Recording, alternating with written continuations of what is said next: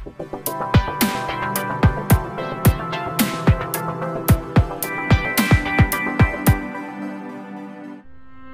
खासदारवरून देशाच्या लोकसभेत स्वतःचे बहुमत मिळवून सलग दुसऱ्यांदा देशाचे पंतप्रधान झालेले नरेंद्र मोदी यांनी आज भारताचे सलग तिसऱ्यांदा पंतप्रधान होण्याचा मान मिळवला.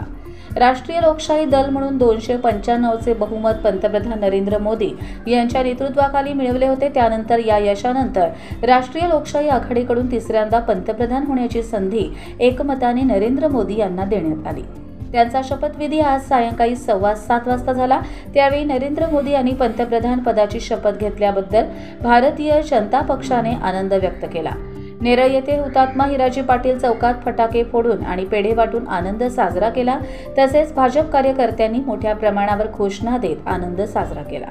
त्यावेळी प्रदेश पदाधिकारी पवार, भाजप तालुका सरचिटणीस संदीप म्हसकर, उपाध्यक्ष अनिल जैन, भाजप युवा मोर्चा तालुका अध्यक्ष प्रज्ञेश खेडकर, नेरळ शहर अध्यक्ष संभाजी गरुड तसेच माजी शहराध्यक्ष अनिल पाटील, नरेश कराळे, सुशील सुर्वे, प्रवीण गायकवाड, पंढरी हजारे आदी तसेच युवक कार्यकर्ते सहभागी झाले होते.